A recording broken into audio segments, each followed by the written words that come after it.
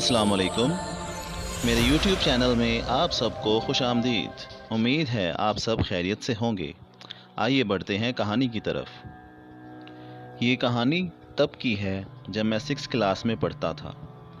ये गर्मियों का मौसम था और स्कूल से छुट्टियां थी। मेरे वालिद साहब और मेरे कज़न ने नसरपुर हैदराबाद मेरी फूफो के घर जाने का प्रोग्राम बनाया। जब मुझे पता चला तो मैंने भी जाने की ज़िद की और वालिद साहब ने मुझे भी साथ ले लिया। हम नसरपुर बजरिया ट्रेन पहुंचे थे। मैं अपनी होश में पहली बार अपनी फूफो के घर गया था।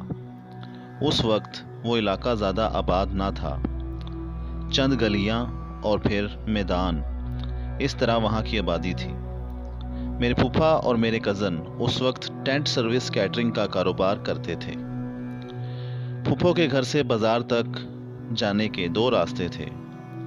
एक रास्ता तो गलियों के बीच से गुजरता था, जबकि दूसरा रास्ता काफ़ी वीरान था। उसी रास्ते पर एक पुरानी हवेली थी जो कि उस वक्त टूट फूट का शिकार हो चुकी थी और बिल्कुल वीरान थी, और हवेली के सहन में चंद पोसीदा कब्रें थीं। मैं अपनी फूफो के बेटे के साथ इलाके की सैर करता था। मेरा कज़न तकरीबन मेरा हम उम्र था। एक रोज़ दिन के वक्त दोपहर 2 बजे मेरा कज़न और मैं घर से बाज़ार जाने के लिए निकले तो मेरा कज़न मुझे उस वीरान रास्ते से बाज़ार ले गया कि हम यहाँ से जल्दी पहुँच जाएंगे। जब हम हवेली के पास से गुज़रे तो मैंने अपने कज़न से हवेली के बारे में पूछा कि ये खंडर कैसा है। तो मेरे कज़न ने बताया कि किसी ज़माने में ये खूबसूरत हवेली हुआ करती थी, लेकिन फिर न जाने क्यों ये वीरान हो गई, और उसने बताया कि ये कब्रें भी उसकी होश से पहले की हैं। फिर वो मुझसे कहने लगा कि तुम अकेले इस रास्ते से दिन के वक्त भी कभी ना गुजरना, ये जगह ठीक नहीं है। बातें करते करते हम बाज़ार पहुंच गए। दुकान पर मेरे बड़े कज़न और फूफा मौजूद थे। वहाँ पर बातें करते करते वक्त का पता ही ना चला और शाम के 6:30 बज गए। मेरे छोटा वाला कज़न अपने किसी दोस्त के पास चला गया और फिर मेरे फूफा और बड़ा कज़न भी काम के सिलसिले में दुकान से जाने लगे। तो उन्होंने मुझे घर जाने का कहा और मैं अकेला फूफो के घर की तरफ चल पड़ा। ये शाम से कुछ पहले का वक्त था, अभी अंधेरा नहीं हुआ था, लिहाजा मैंने अपने कज़न की नसीहत को नज़रअंदाज कर दिया और पुरानी हवेली के रास्ते पर चल पड़ा ताकि जल्दी घर पहुंच जाऊं। जब मैं हवेली के पास से गुजर रहा था तो अंदर से मुझे बच्चों के आपस में बातें करने की आवाज़ आई।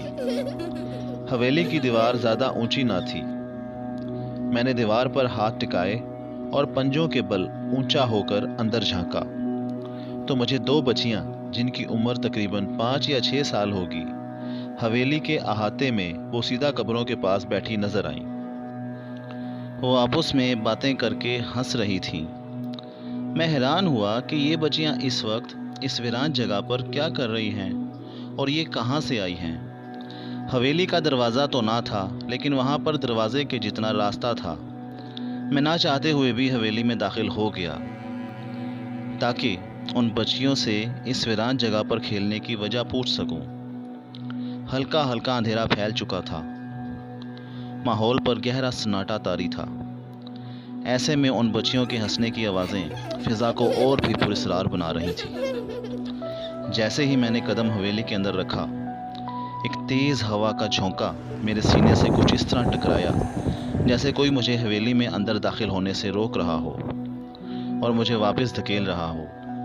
मैं चंद लम्हे वहाँ रुका और फिर कदम आगे बढ़ाए और चलता हुआ उन बच्चियों के पास पहुँच गया। उन बच्चियों के कपड़े काफ़ी पुरानी तर्ज के थे। नंगे पांव ज़मीन पर बैठी थीं और एक दूसरे से बातों में इतनी मगन थीं कि उन्होंने मेरी तरफ ध्यान ना दिया। उनकी बातों से पता चला कि उनके नाम तारा और रानी थे। बातें करते करते वो दोनों उठीं और हवेली के अंदर की तरफ जाने लगीं। तो मैंने उन्हें आवाज़ दी, लेकिन वो तो ऐसे चलती जा रही थीं जैसे उन्होंने मेरी आवाज़ सुनी ही ना हो, और चलते चलते वो एक कमरे के दरवाजे तक पहुंच गईं। پھر وہ دونوں رک گئیں اور آہستہ آہستہ میری طرف مڑی۔ میں سمجھا کہ شاید اب وہ مجھ سے بات کریں گی، لیکن ان دونوں نے بوسیدہ قبروں کی طرف اشارہ کیا۔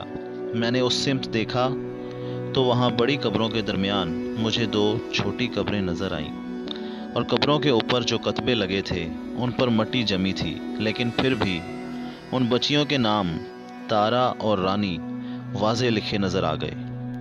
میں نے ایک نظر قبروں کی طرف دیکھا اور پھر جیسے ہی کمرے کی طرف دیکھا تو میرے دیکھتے ہی دیکھتے وہ دونوں بچیاں ہوا میں تحلیل ہو کر غائب ہو گئیں۔